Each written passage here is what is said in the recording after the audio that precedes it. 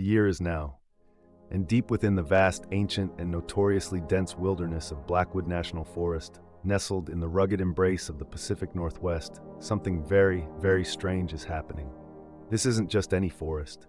Its old-growth trees stand like silent sentinels, casting perpetual shadows, creating an eerie, almost unnatural silence that swallows sound. Locals here, hardy and tight-lipped, don't speak of mere wildlife. They whisper about the timber whisperers, entities unseen but ever-present, and the chilling frequency of unexplained disappearances among hikers, hunters, and even seasoned park rangers.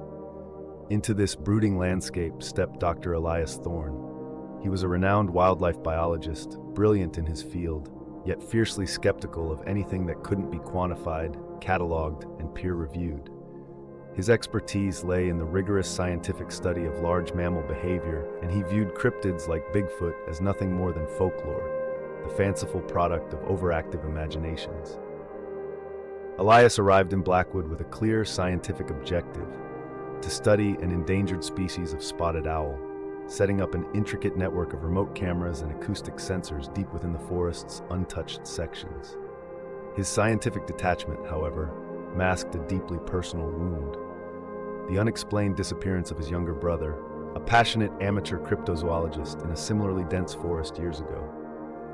Elias maintained with stubborn scientific logic that his brother simply got lost, not taken. Almost immediately, the forest began to challenge Elias's rigid worldview. While setting up his equipment, he started finding anomalies that defied explanation. Impossibly large, deep footprints would appear in the soft, damp earth, only to inexplicably vanish mid-stride, as if the creature simply ceased to exist. He discovered intricate stick structures and strange, unfamiliar symbols, meticulously woven into the dense undergrowth, unlike anything crafted by human hands or known animal behavior. And his sensitive acoustic equipment, designed to pick up the most subtle animal sounds, repeatedly registered a persistent low-frequency hum. It wasn't the drone of distant machinery or the buzz of insects. It was a deep, resonant vibration that seemed to emanate from the very ground, causing his digital readouts to glitch and his cameras to momentarily freeze. One overcast afternoon, while retrieving a camera trap from a particularly remote ravine, Elias experienced his first direct, yet fleeting, encounter. A massive, shadowy figure, moving with impossible speed and an almost unnerving silence, flitted through the dense trees at the very edge of his peripheral vision. It was gone in an instant, a mere flicker in the oppressive green. Elias, ever the scientist, rationalized it as a bear, a trick of the dappled light, or perhaps the early onset of fatigue from days in the field. But an unsettling feeling, cold and alien, began to take root deep within him. He reviewed the footage from his remote cameras that evening, hoping for clarity. All he found were frustratingly blurry, indistinct shapes, a fleeting dark mass, a wavering outline. Fueling his skepticism, yet deepening the gnawing unease. The silence of Blackwood National Forest, he realized, was not empty. It was listening. The strange occurrences around Elias's research camp intensified, becoming too frequent, too personal to ignore. The meticulous order he imposed on his campsite was routinely violated. Supplies were scattered, equipment subtly shifted, but curiously, nothing was ever stolen. It was as if something was observing, playing, or perhaps subtly warning him. He frequently heard deep, resonant, guttural wood knocks echoing through the valley, not random sounds of falling timber, but precise, almost intelligent signals, seemingly in response to his movements. Most disturbing of all were the carefully braided clumps of coarse, dark hair, undeniably human-like in texture, yet far too large, found tangled in branches at impossible heights, far beyond the reach of any known primate.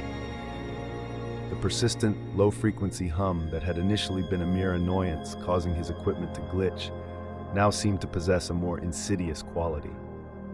It was no longer just an external sound. It vibrated deep within him, subtly influencing his perception.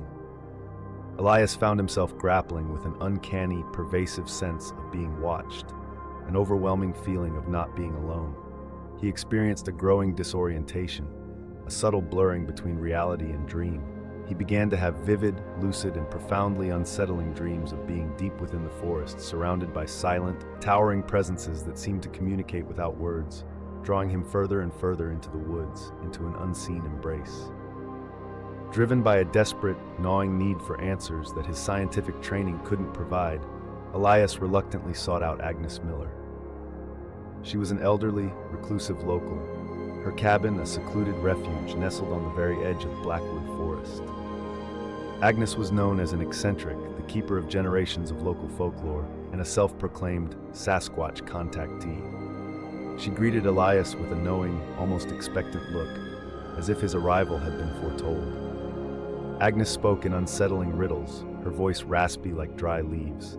She warned Elias about the ancient ones who walked between the trees, and about thin places in the forest where the veil between worlds becomes permeable, where the rules of reality bend. She specifically mentioned a particular ancient stone circle deep in the Blackwood Forest, a place where the hum was rumored to be strongest, where the calling could be heard most clearly. "They choose who listens, boy," she rasped, her eyes piercing. "And once you listen, you can't unhear it." The parallels between his current experiences and his brother's long-dismissed fascination became too stark to ignore. With trembling hands, Elias retrieved his deceased brother's old, meticulously kept cryptozoology journal from a dusty box. His brother had been obsessed with the hum, charting its fluctuating presence and recording anecdotal sightings in Blackwood Forest that spoke of vanishing giants and an unseen forest path accessible only through certain resonances. The final entries, scrawled with increasing urgency just before his disappearance, were chillingly prophetic. His brother described a powerful, undeniable feeling of being called by a deep, vibrational hum, urging him towards a threshold in the wilderness, a doorway he felt compelled to cross. Elias felt a cold dread settle in his stomach. He wasn't just studying owls, he was walking a path his brother had perhaps already completed. Elias, his unwavering scientific dogma shattered by the relentless barrage of irrefutable, unexplainable evidence, made a profound shift. He no longer sought to debunk, he sought to understand. He embraced the terrifying possibility that what he once dismissed as folklore was, in fact, a terrifying, intricate truth. His brother's tragic fate, he now suspected, was not an accident, but a passage.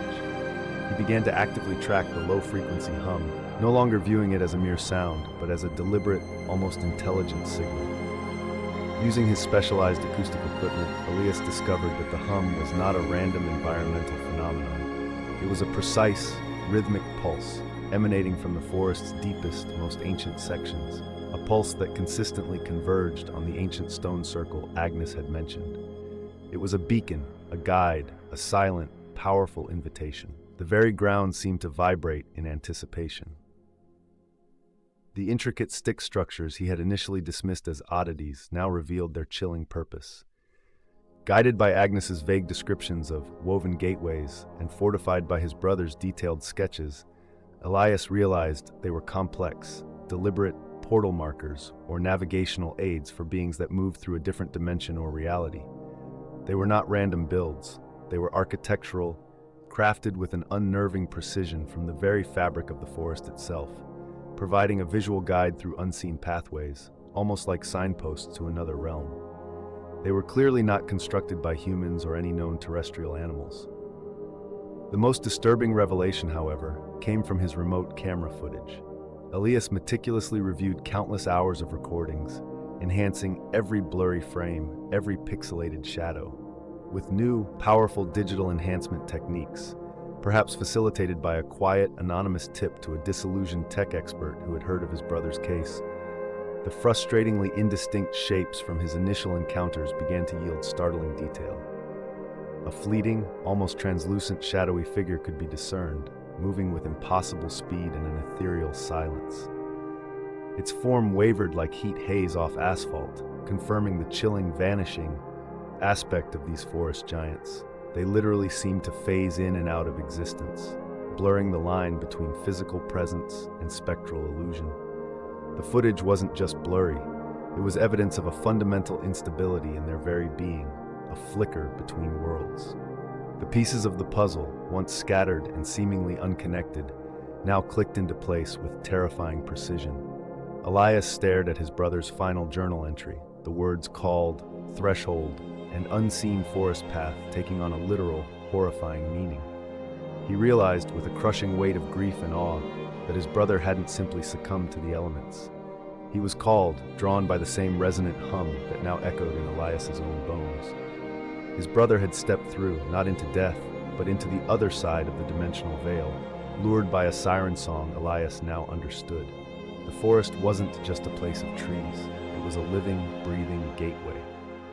And something was waiting. Driven by a desperate need for answers and a chilling, all-encompassing understanding of the truth, Elias pushed deeper into the heart of Blackwood Forest.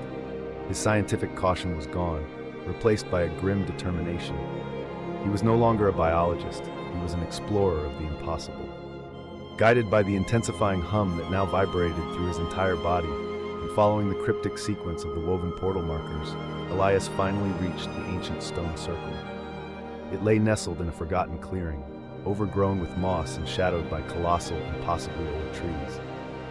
As he stepped into its silent, sacred perimeter, the hum became deafening, not just a sound, but a physical force, vibrating through his bones, disorienting his senses. The air within the circle shimmered with an unnatural, almost liquid light, distorting his vision, making the very fabric of reality ripple. This was it, the threshold point, the dimensional anchor Agnes and his brother had spoken of, a place where the veil between realities was impossibly thin, a tear in the fabric of existence. As he stood within the ancient circle, trembling yet resolute, the blurring figure from his camera footage materialized before him, becoming terrifyingly clear. It was immense, easily 10 feet tall, covered in thick, dark, matted fur that seemed to absorb the light around it. But its eyes, those were what held him. They glowed with an ancient, almost sorrowful intelligence, a deep understanding that transcended animal instinct. This was no mere ape, no undiscovered primate.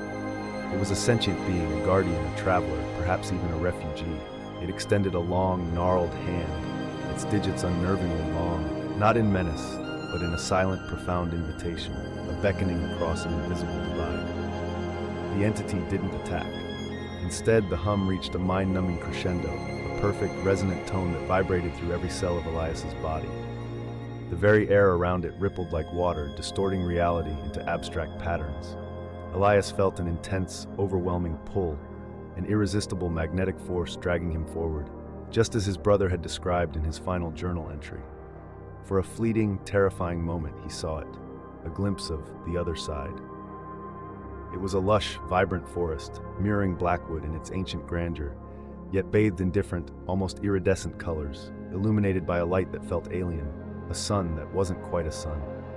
It was a parallel reality existing just beyond the shimmering veil, a world teeming with these immense, silent beings, moving with a grace that defied their size. He saw shapes moving in the verdant distance, heard whispers on an unseen breeze, a symphony of a world just out of reach. And for a heart-stopping second, he saw a momentary flash of his brother's face, smiling, beckoning from that other side. Elias was presented with a clear, agonizing choice. He could succumb to the overwhelming pull, step through the shimmering portal, and join his brother in that verdant alien forest. But Elias, in that critical moment, remembered his scientific life, the human world he left behind, and the immense weight of the truth he now carried. With a desperate surge of will, a primal scream of refusal, he fought against the powerful, hypnotic force. He stumbled back, fighting against the current of the hum, falling out of the circle, terrified but alive, forever marked by what he had seen. The veil shimmered, then settled back into place. The hum softened. Elias lay panting, staring at the empty space where the portal had been. He was a witness, bound by a secret too profound, too terrifying for the world to ever accept. Elias Thorne stumbled out of Blackwood Forest days later, a ghost of his former self. Gaunt, dehydrated, and profoundly traumatized, his scientific certainty had been shattered, replaced by an understanding that defied all logic. His former colleagues, seeing his disheveled appearance and hearing his wild stories of dimensional portals and sentient forest giants, dismissed him as psychologically broken, a tragic casualty of stress, isolation, and unresolved grief. Elias, his spirit irrevocably altered, realized the truth was too profound, too terrifying for the world to ever accept. He made a solemn, heartbreaking decision. He would keep the secret. The price of his survival was eternal silence. Elias resigned from his prestigious academic position, his once promising scientific career in ruins. He sold his old life, shedding every tie, and bought a remote, isolated cabin perched on the very edge of Blackwood Forest, becoming a reclusive forest keeper. He dedicated his remaining years not to debunking, but to understanding, embracing the role his brother had unknowingly taken up. He continued his brother's work, not as a cryptozoologist seeking proof, but as a silent observer, a reluctant guardian of the threshold. He meticulously monitored the subtle fluctuations of the hum, tracked the inexplicable disappearances, which continued sporadically, often in conjunction with the hum's resurgence, and studied the strange stick structures, now understanding their true purpose as waymarkers for beings that move between worlds. Sometimes he would leave offerings of wild berries or freshly caught fish near the edge of the forest, a silent acknowledgement, a gesture of respect to the ancient ones, to the beings that walked the other side. The Bigfoot Sasquatch mystery, fueled by blurry photos, tantalizing anecdotal accounts, and fleeting sightings, continued to thrive. These sightings were merely momentary glimpses, quick flickers of beings phasing in and out of their reality, their movements just catching the edge of human perception. The legend of the Timber Whisperers deepened with each unexplained event, a chilling narrative woven into the very fabric of the Pacific Northwest. The enduring human fascination with the unknown remained, a constant tug on the veil, never realizing the terrifying truth was far more complex than a mere ape-like creature. The answers weren't just hidden, they existed in another dimension entirely, just a shimmer away. Years later, Elias, now an old man, his face etched with wisdom and a quiet sorrow, sat by his cabin window. The sun, a fiery orb, dipped below the towering pines, casting long, dancing shadows across the forest floor. A low, resonant hum began again, stronger than he'd heard it in years, vibrating not just the air but the very timbers of his cabin, echoing deep within his chest. His brother's old journal, worn and open on his desk, its pages filled with frantic, hopeful scrawls, flipped gently to its last cryptic page, as if by an unseen hand. Elias looked out into the dense, silent trees. He saw a faint shimmering in the air, a distortion in the familiar landscape that heralded the thinning of the veil. Then, a tall, shadowy figure, barely perceptible yet undeniably present, stood at the very edge of the woods. Its ancient eyes glowed with a soft, inviting light, silently beckoning. Elias smiled, a look of profound peace and weary acceptance on his face, understanding that his time had finally come. The hum swelled, wrapping around him like an ancient song. He rose calmly, a man who had glimpsed the impossible and found his true calling. He walked towards the shimmering forest, towards the insistent hum, and towards the forest's keeper, stepping into the unknown, finally joining his brother on the other side. His story, like the creatures he pursued, became a part of the whispers in the timber, a mystery lost to the world, found only by those who truly listened.